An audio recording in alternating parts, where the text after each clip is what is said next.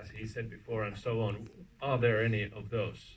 I think Kim might be able to give us some more comments on this one, particularly Dr. Rhonda Patrick said something about taking the wind out of my sails. Yeah, I don't. You'll have to give me the correct quote here, but something about treatment of the standard of care.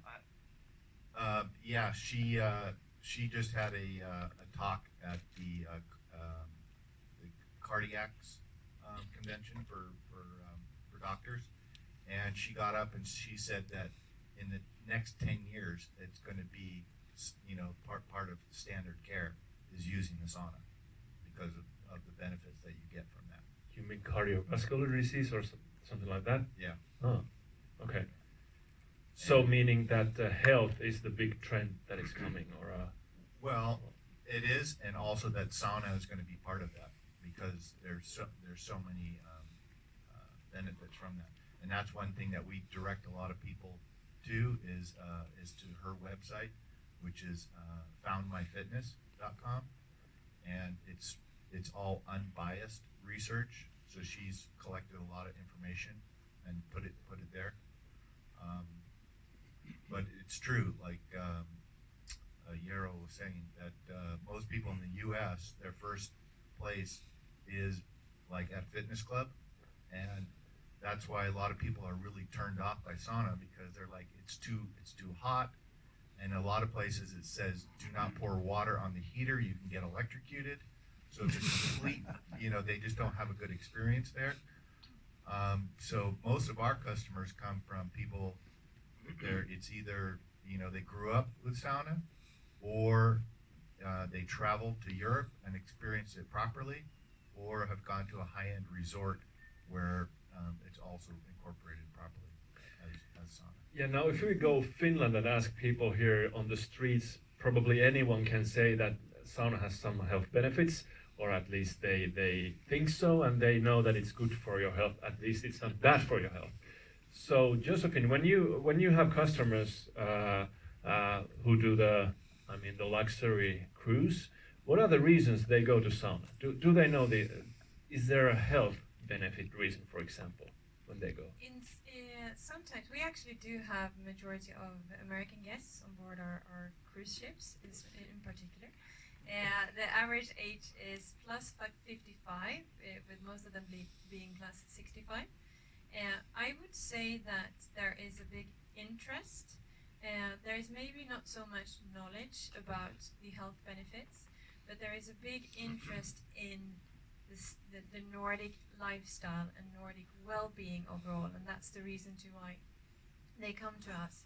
So a big part for us is to educate on that, and many are surprised, and many come back every day to the hot and cold because they realize how good it is.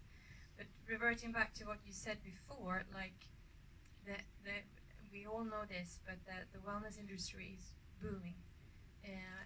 It's not looking to stop at all. It's growing every year. So in our perspective, sauna is definitely health and wellness. It's part of a lifestyle more than a nice luxury amenity in a bathroom. So it's really a way of life, and people. I think people are definitely seeking wellness experiences in all fields. So we see it in food and beverage, we see it in luxury, we see it in hotels, but we also see it in architecture. We're now choosing what fabrics to use, how we build our buildings, how we design our workplaces. Everything is in one way or the other related to wellness and sustainability. So I think that the future in that way is looking really, really bright, and I think that the sauna market is a big part of that. But the perception of wellness, and maybe, I'm not saying it definitely fits the luxury market, and as you say, maybe some of the better saunas are found in hotels or resorts in the US, for instance, rather than in the fitness clubs, where they actually also belong, I believe, but it depends on, like, that would be very different here in the Nordic region, even in Sweden. The usage of a sauna in a gym would be done quite properly, and it's a very important part for many people when they exercise. So yeah. Yeah, so health and sustainability. Yeah. No, I fully subscribe with what Josephine says, really. And that is what we have set as a main part of our strategy for the future as well, is that knowing what we know, all of us knows about sauna, is that it has a huge impact on well-being and health. And that is what we are driving for. But I think also we as ambassadors for sauna need to think about who is our end customer and what are their expectations. And that's why I'm saying also that we need to listen to the audience, we need to listen to the different cultures. How could we in the sauna industry improve the well-being and health instead of maybe only selling one version? Because I think that sauna can be done in many different ways. And that is something that we need to consider as well when we are trying to educate the audience, because it's not only one street. I think that there are a couple of streets that how we can address the sauna and well-being with our end consumers that have not been in the sauna yet today. Mm-hmm. Yeah, Tapio. I think still more on the economical aspect and starting from the small picture. I think the sauna heater and component market is about 400 million altogether on the global frame. Sauna and spa industry is slightly shy of 3 billion. Then you think about the well-being industry and you multiply that with 1,000. So I think we tend to be too close to the sauna issue. We need to think about the big picture, what is actually the end result, what we are doing about.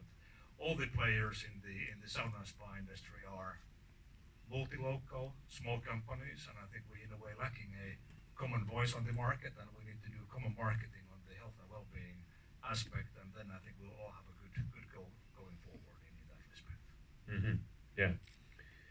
So now it's the 4:30. I was wondering that we can give some space for you guys to